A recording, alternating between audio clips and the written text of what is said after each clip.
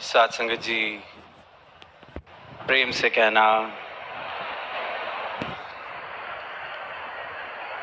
आज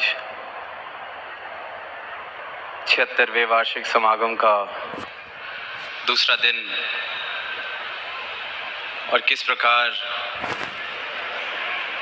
ये जो भव्य नज़ारा जिसका हम सब अनुभव कर रहे हैं, कैसे सदगुरु माता जी की कृपा से एक एक संत जो यहाँ चलकर आए हैं, एक एक संत जिनको अवसर मिला अपने भाव प्रकट करने का, एक एक संत जिनको अवसर मिला इस समागम में अनेकों रूप की सेवाओं में योगदान देने का, फिर चाहे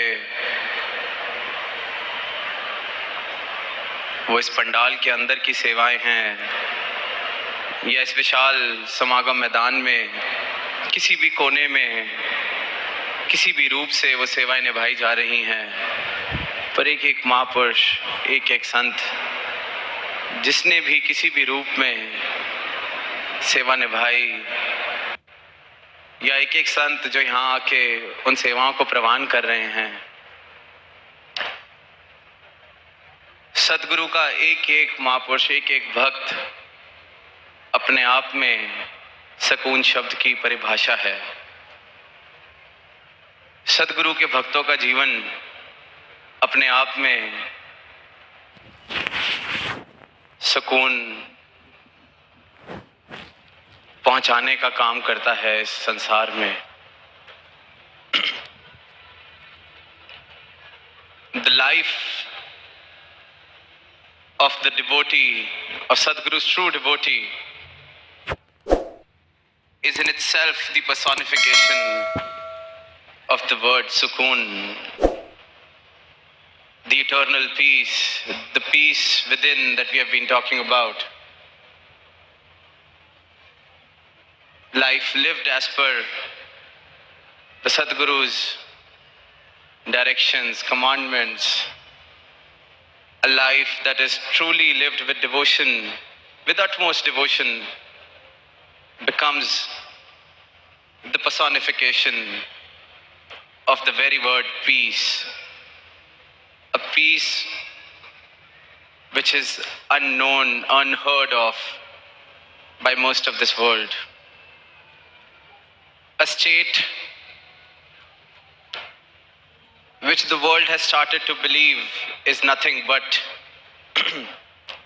a dream which is being sold. A state which is being pursued by many, but hardly being achieved by anyone. And in this pursuit, the state of affairs has become such that people have started to give up on the dream of attaining this eternal peace. They have now called it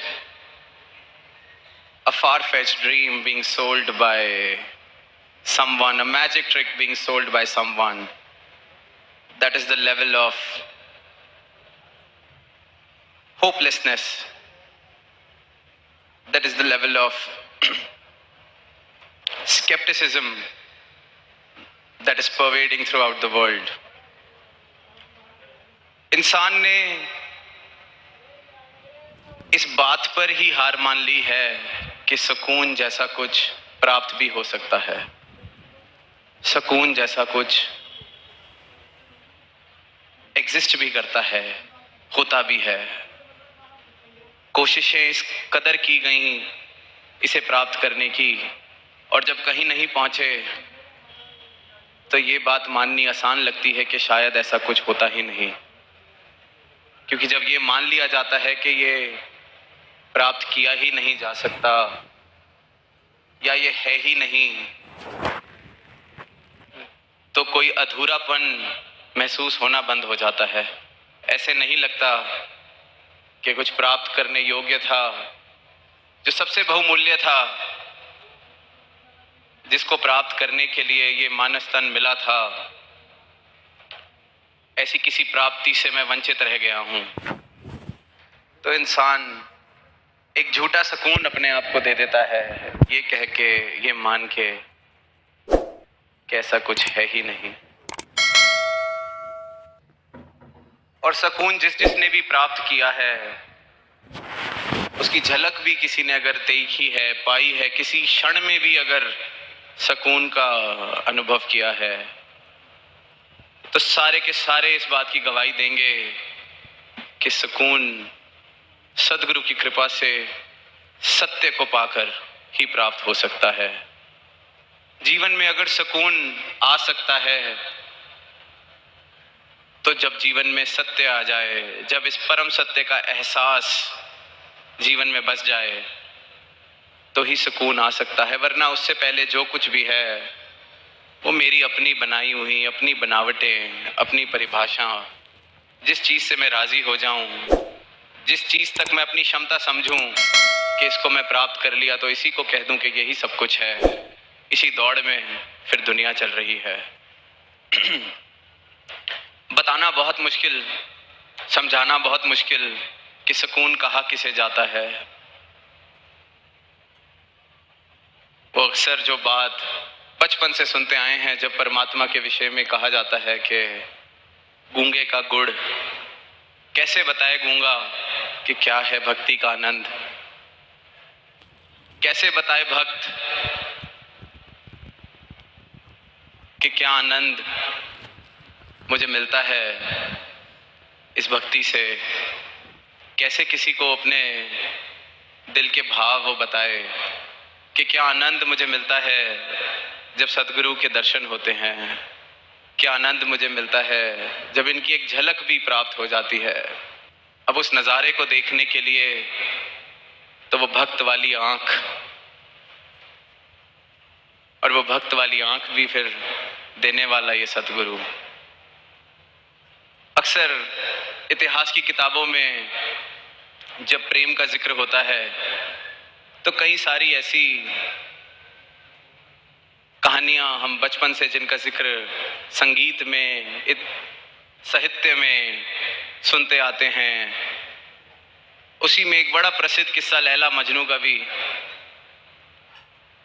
और कहा यह जाता है कि मजनू इस कदर लैला के लिए दीवाना कि उसको और कुछ देखना भी पसंद नहीं, कि देखना है तो सिर्फ उसको, नाम सुनना है तो सिर्फ उसका।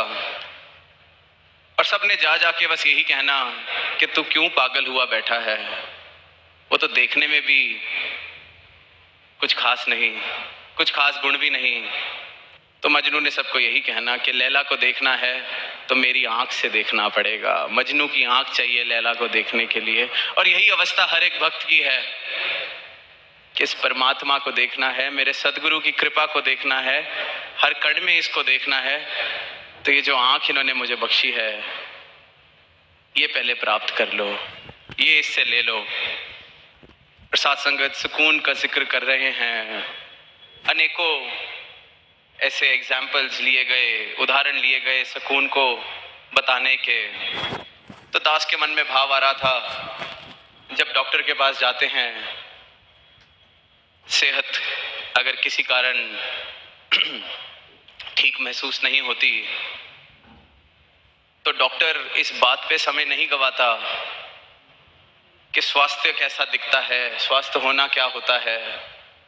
वो पूछता है कि क्या लक्षण है, कहाँ दर्द है, कहाँ बुखार है, क्या चीज तुम्हें तंग कर रही है। रोग को हटाने पर जोर दिया जाता है, दवाई उसके लिए दी जाती है। और जब वो रोग हट जाता है, अगर बुखार से पीड़ित थे और डॉक्टर के पास गए और बुखार की दवा देके बुखार का निवारण हो गया, तो स्वास्थ्य अपने आप प्राप्त हो जाता है। इसी प्रकार सद्गुरु भी ये मैं मेरी से दूर ले जाके, ये रोग जिससे मानवता पीड़ित है, मैं का, ऊंच नीच का, जात पात का, छोटे बड़े का, अहंकार का, काम, क्रोध, मोह, लोभ, ये जितने भी शब्द, जितने भी इनके अलग अलग रूप, इन सभी रोगों को मिटा के ये सुकून की अवस्था बख्शते हैं। और जब सुकून जीवन में आना शुरू होता है इनकी कृपा से, तो एक और बात का एहसास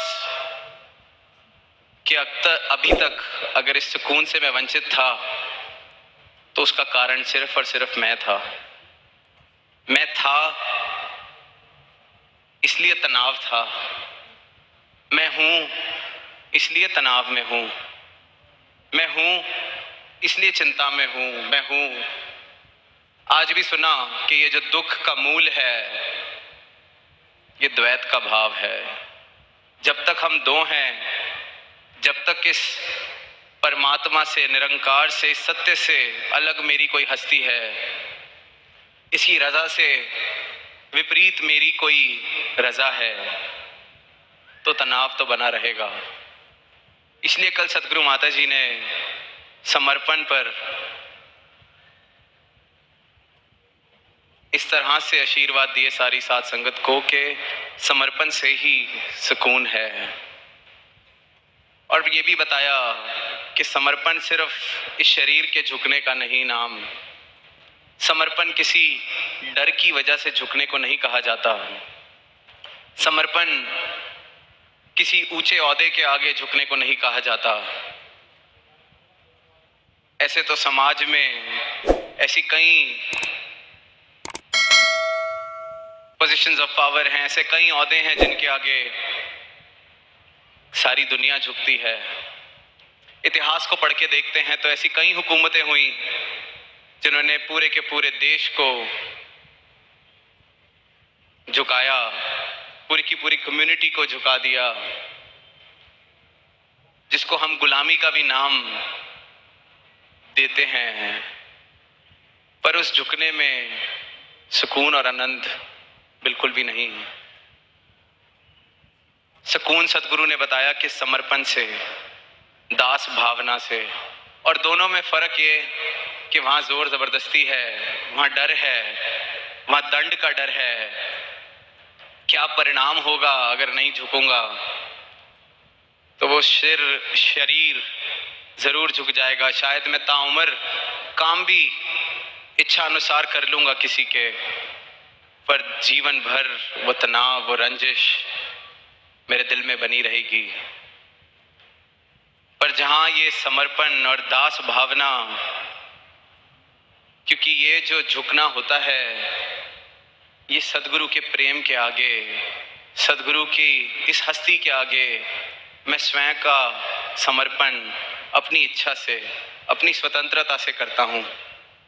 परमात्मा किसी को जोर जबरदस्ती अपने दर पर नहीं झुकाता, सदगुरु किसी को जोर जबरदस्ती अपने दर पर नहीं झुकाता। ये तो खुद को दास कहते हैं। पर इनके दर पर जो झुक जाता है उस परम आनंद को प्राप्त करता है, क्योंकि इनके दर पर झुकना मतलब प्रेम से झुकना। दास भावना मतलब प्रेम से आई गई वो दास भावना, जहां मैंने खुशी खुशी इस बात को पहचान लिया कि मैं तो कुछ हूं ही नहीं। इस बात का एहसास हो गया कि आपने मुझे प्रवान कर लिया, इसी से सारे सुख हैं, इसी से सारा आनंद है। अभी गीत की पंक्तियां भी सुनी कि तेरी चरना दी धूली दे जर्रे मैल दिल दी मेरी धो गए। सारे का सारा सार सुकून प्राप्त करने का इन पंक्तियों में मिल जाता है कि इनके चरणों की धूली से मेरी मैल, मेरी मैं की मैल, मेरा अहंकार, मेरे होने की इच्छा, ये जो बार बार मैं खुद बाधा बन जाता हूं अपने सुकून की, आपकी चरणों की धूली से ये सब मिट जाता है और जो रह जाता है वो सुकून है। हुंता एक सतगुरु मन विच वसिया, मेरी होशां तो दो मिट गए।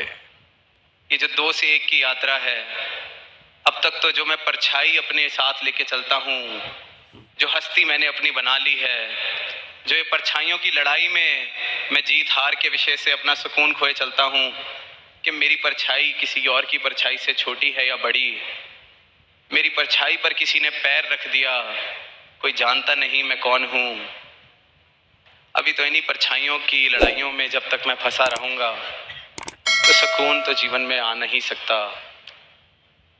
और जब ये बात समझ आ गई कि मेरी परछाई, ये जो माया, ये जो भ्रम मैंने पाले हुए हैं, यही कारण है मेरे और सुकून के बीच में बाधा का, तो फिर इनसे भागना नहीं, क्योंकि भागकर भी कहाँ पहुंचेंगे। कहीं पढ़ा दास ने कि कोई इंसान, उसको अपनी परछाई से ही फोबिया हो गया, एक डर बैठ गया अपनी परछाई से, तो ताउम्र भागता रहा और भागता भागता ही प्राण छोड़ दिए। उसको कोई मिला नहीं ये बताने के लिए कि परछाई से बचना है तो जाके पेड़ की छाया में बैठ जाओ। और ये जो माया रूपी परछाई हमने अपनी भ्रमों की, अहंकार की, जो कल सदगुरु ने कहा कि इकट्ठा करने में तो पूरी उम्र लगती है, पूरी उम्र से बनाई गई परछाई इतनी बड़ी जो मैं लेके चल रहा हूं, तो वो जो इनकी दो तलियों का ज्ञान है उसकी छाया में जाके ये मिट जाती है, सहज में ही खत्म हो जाती है। तो ये जो जीवन मिला है, ये अवसर मिला है, ये सुकून की अवस्था को प्राप्त करने का, ये सबके हिस्से बराबर आया है। ये कहीं भी भेदभाव नहीं इसमें कि कोई किसी कोटे से, कोई किसी खास पेपर को पास करके इस धरती पर आया है जिसका सुकून को प्राप्त करने का चांसेस ज्यादा हैं। ये सब बराबर एक अवसर लेके आए हैं और ये सतगुरु इसलिए सारे संसार के लिए यही पैगाम, यही परोपकार करते हैं कि जिस अवस्था को प्राप्त कर सकते हो जीवन में उसको कर लो। ये जो जीवन सुंदर बन सकता है इसको सुंदर बना लिया जाए, वरना कहाँ जहाँ स्वर्ग के नज़ारे बन सकते हैं वहाँ कहाँ तुम नरक से भी बदतर जीवन जी रहे हो। वहाँ कहाँ तुम हर छोटी बात पर रंजिश, तनाव, नफरत, इस आग में जल रहे हो। और इंसान बहुत बड़ी भूल करके बैठता है, ताउम्र ये सोचता है कि स्वर्ग में सारा आनंद मिल जाएगा, जीवन का स्वर्ग प्राप्त हो जाएगा किसी दिन। और ये सहज में ही ऐसी कृपा करते हैं कि जहां हम जाएं स्वर्ग अपने साथ लेकर चलते हैं। ऐसा आनंद, ऐसी अवस्था, क्योंकि इनकी शिक्षा, इनका ज्ञान, ये जो पंक्तियां भी हैं कि आज में सुकून, कल में सुकून, सदगुरु के ज्ञान से हर पल में सुकून। तो सदगुरु का ज्ञान जब जीवन में बस जाता है तो इस बात का एहसास जीवन में बस जाता है कि मैं हूं कौन, मैं हूं क्या, कि ये जो परमात्मा का अंश जो मैं हूं, मेरा असल रूप, मैं खुद को फिर ये आत्मा के रूप में इस सत्य के साथ एकमिक बिठाकर जानता हूं। तो जीवन को देखने का, जीवन को जीने का नजरिया ही बदल जाता है। तो फिर जहां जाएंगे ये सुकून अगर खुद मेरे अंदर होगा तो जहां जाऊंगा वो सुकून मेरे साथ चलेगा। कल भी सच्चे पातशाह ने बात फरमाई मानवता के नाम संदेश में कि जिसके दिल में खुद ही तनाव, चिंता, रंजिश, वो चाहकर भी किसी को सुकून कैसे देगा। उसको स्वर्ग के दरवाजे पर भी छोड़ाया जाए वो वहां भी नरक बना लेगा। कहीं पढ़ने को मिला कि ऐसे ही किसी आदमी ने अपनी जीवन की यात्रा पूरी करी तो अब बैठे हैं, जैसे सुनते आए हैं कि स्वर्ग और नरक के दरवाजों पर हिसाब किताब चल रहा है कि कहां भेजा जाए। तो ताउम्र जीवन ऐसा जिया गया कि जाना तो नरक में ही बनता है। तो वहां जो अकाउंटेंट हैं वो कह रहे हैं आपका हिसाब किताब जोड़ लिया है, नरक में जाना पड़ेगा। तो आगे से जवाब देता है कि आप मुझे क्या नरक में भेजेंगे, मैं तो ताउम्र जितनी उम्र जी है नरक में ही रहा हूं, जहां गया हूं नरक ही बनाया है। सारे ऐसे काम किए हैं जो नहीं करने चाहिए थे, सारी खुशियों से हाथ धो के बैठा हूं, आप मुझे नरक में क्या भेजेंगे, नरक तो मेरे साथ चलता आया है। कहानी पढ़ी तो दास को वो शायर की पंक्तियां जो गुजारी जा ना सकी हमसे, हमने ऐसी जिंदगी गुजारी है कि ऐसा जीवन काटते गए जिसको एक उत्सव की तरह जिया जा सकता है, सेलिब्रेशन की तरह जिया जा सकता है, उसको सजा की तरह काटा गया। अब वो जो अकाउंटेंट थे उनको भी थोड़ी ठेस पहुंची कि ये तो पहली बार ऐसा सुनने को मिला है कि इसको नरक में कौन भेज सकता है। तो आगे से जवाब देता है कि चल तेरे को फिर मैं स्वर्ग में भेज देता हूँ। तो कहता है वो भी आप नहीं कर सकते, क्योंकि आप मुझे वहां भेजेंगे तो मैं आपके स्वर्ग को भी नरक बना दूंगा, क्योंकि मेरा नरक तो मेरे साथ ही चलता है। और यही इंसान की दशा है, नश्वर में शाश्वत की तलाश कर रहा है। जो खत्म होने वाला है उसे सब कुछ मान के बैठ रहा है।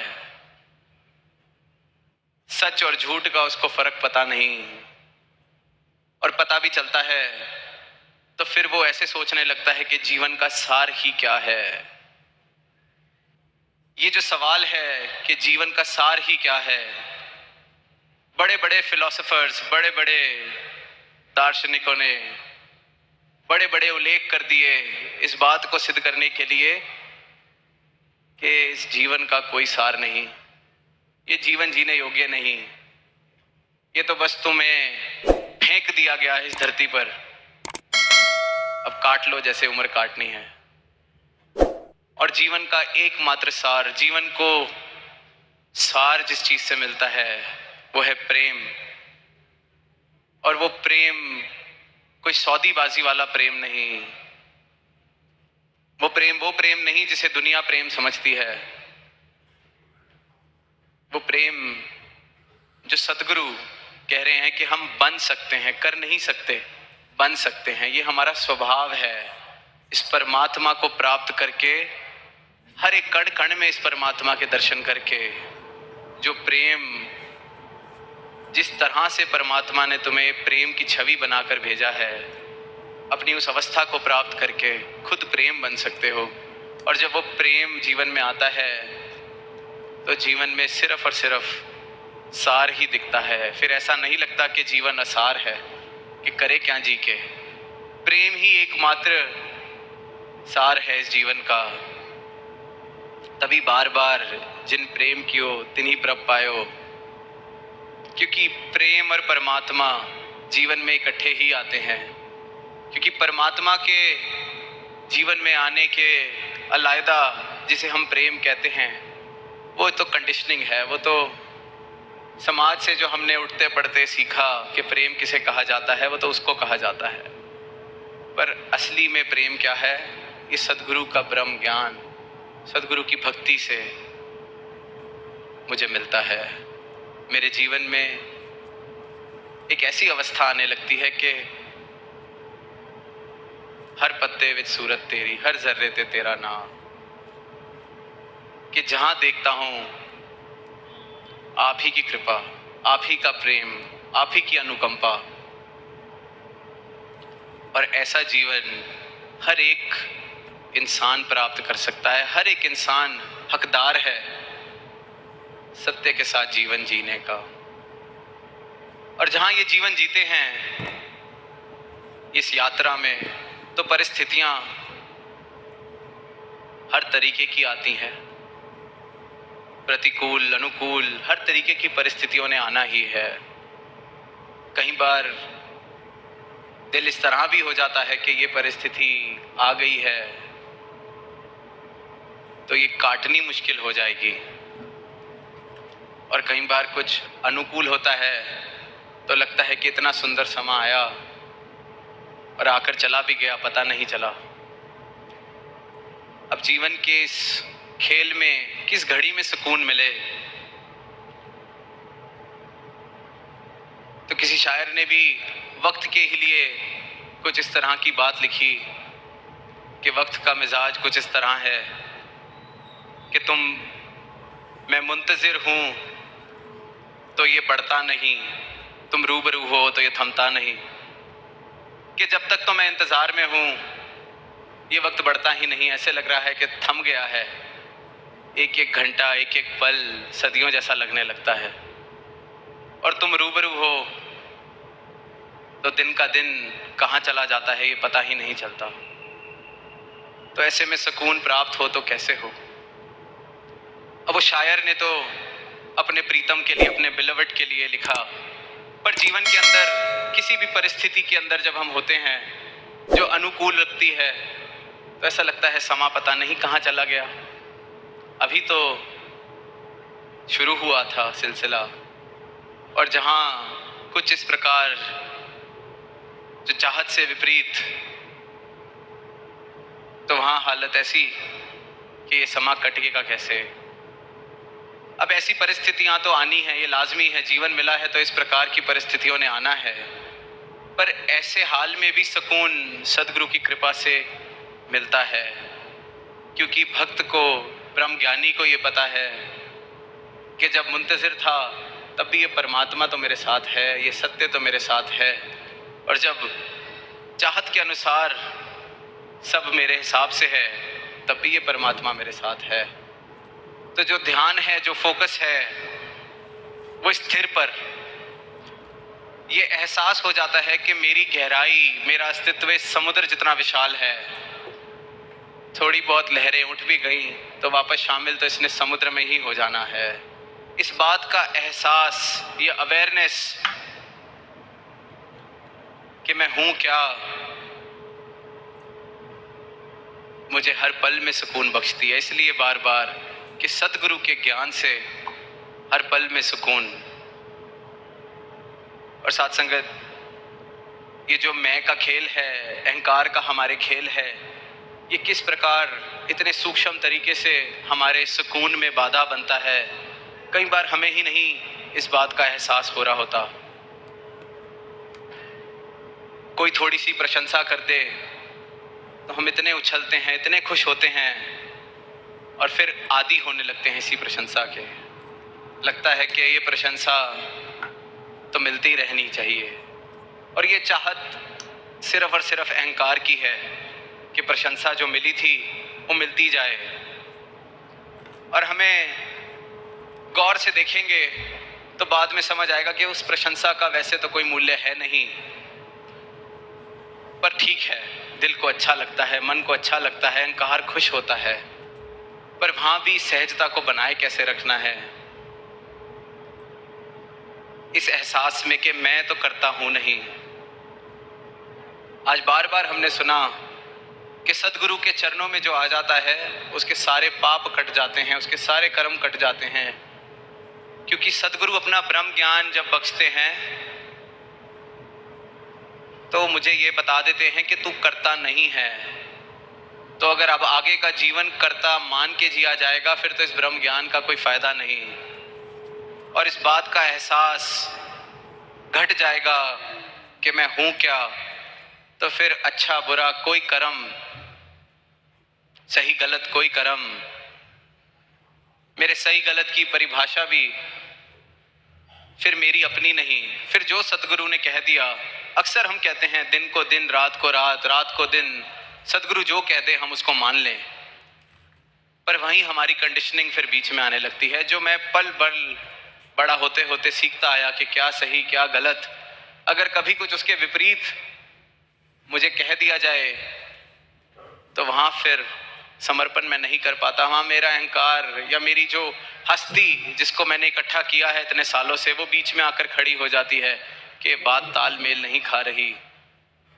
आज कुरुक्षेत्र के मैदान का भी जिक्र हुआ कि किस प्रकार अर्जुन हथियार नहीं उठा पाया, क्योंकि सही गलत कि मैं कैसे अपने परिवार के खिलाफ युद्ध कर सकता हूं, ये तो ठीक नहीं, ये तो नैतिक बात नहीं। फिर जब विराट स्वरूप दिखाया गया, कर्ता भाव को हटा दिया गया, फिर ये बात समझ आई कि जो तुद भावे सोई भलीकार, जो आप कह दें वही सही, मेरी रजा की गुंजाइश ही ना बचे, जो आपकी रजा वही सही। तो सुकून जीवन में आना अनिवार्य है, आएगा ही आएगा, क्योंकि तनाव का कारण ही सिर्फ और सिर्फ मैं हूं। एकमात्र मेरा होना तनाव का कारण है। प्रशंसा की बात हो रही थी। अक्सर ऐसा हो जाता है, कभी अवसर मिला अपने भाव रखने का, गीत गाने का, कविता पढ़ने का, तो महापुरुषों ने उसके बाद कहना कि आज तो आपने कमाल कर दिया, दिल को छू लिया आपके वचनों ने, निरंकार के साथ लिव जुड़ गई आपका गीत सुन के। तो अंदर जो उछल कूद मचती है, खुशी मचती है, बहुत ही अच्छी लगती है। और फिर हम सब क्योंकि संगत जाते हैं, महापुरुष हैं, हमारी वोकैबुलरी एक हमारा जवाब है कि सब इनकी कृपा, ये करवाने वाले, इन्होंने गवा दिया, इन्होंने बुलवा दिया। पर अगली बार जब फिर उससे भी बेहतर बोला और नीचे उतर के किसी ने नहीं कहा कि आपके वचन सुन के आनंद आया, तो मैं कहीं ना कहीं ढूंढने लगता हूं कि कोई तो मिल जाए, थोड़ा सा तो कह दे कि आज भी बहुत अच्छा बोले, ताकि मैं आगे से ये जवाब तो दे सकूं कि इन्होंने बुलवा दिया, इन्होंने कहलवा दिया, इन्होंने गवा दिया। तो ये जो जवाब ये वाला देने की आतुरता कि मैं सदगुरु का नाम ले दूं, मेरी कोई तारीफ हो, तो ये भी मन का खेल, ये भी अहंकार का खेल, जिससे कई बार हम इन छोटी छोटी चीजों की वजह से अपना सुकून गवा बैठते हैं कि आज किसी ने कुछ कहा नहीं, आज कोई कमी रह गई। ऐसे छोटे छोटे खेल इंसान खेलता जा रहा है, और जब समझ आएगा कि इस प्रशंसा की कोई कीमत नहीं, मैं करता हूं ही नहीं। और दुनियादारी में भी देखते हैं तो प्रशंसा का कोई मूल्य नहीं। एक महान चित्रकार के बारे में दास पढ़ रहा था, तो उसने किसी विदेश में, एक बड़े शहर में अपने सारे चित्रों का एक एग्जिबिट लगाया, प्रदर्शनी लगाई, और एक चित्र के आगे बहुत भीड़, एक पेंटिंग के आगे बहुत भीड़, बहुत तारीफ चल रही थी एक पेंटिंग की। और जब वो पेंटर, वो चित्रकार खुद अंदर आया, उसने देखा कि एक पेंटिंग के आगे सबसे ज्यादा लोग खड़े हैं, सबसे ज्यादा तारीफ सुनने में आ रहा है कि उस पेंटिंग की हो रही है। तो जब वो पेंटिंग के पास पहुंचा तो उसने सबको देखा, सबकी तारीफें सुनी, और फिर पेंटिंग को देखा तो कुछ कहा नहीं, बस वो पेंटिंग गलती से उल्टी लगी हुई थी, उल्टी टंगी हुई थी, उसको सीधा कर दिया। तो वो तो ये भी नहीं समझ पा रहे थे कि हम तारीफ किसकी कर रहे हैं, चीज है क्या जो हमारे सामने है। और इंसान इसी तारीफ के लिए अपना सुकून खोए बैठे जा रहा है, इसी प्रशंसा के लिए, इसी मान सम्मान के लिए। मान सम्मान दुनिया का कि कितने हार मेरे गले में डाले गए जब मैं कहीं गया, कितने फूल मुझे पकड़ाए गए, कितने लोग मेरे स्वागत में खड़े थे। ऐसे ही किसी रैली से वापस आकर एक लीडर ने अपने करीबी दोस्त को बड़ी नाराजगी जाहिर की कि आज मजा नहीं आया रैली में जाकर। वो कहते क्यों? कहते आज बहुत कम हार डाले गए। कहते नहीं नहीं, 10-12 हार आपके गले में डाले मैंने खुद देखा है। कहते 20 आदमियों को तो हार खरीद के मैंने दिए थे गले में डालने के लिए, उसमें से भी 10-12 ने ही गले में हार डाले, तो मजा नहीं आया।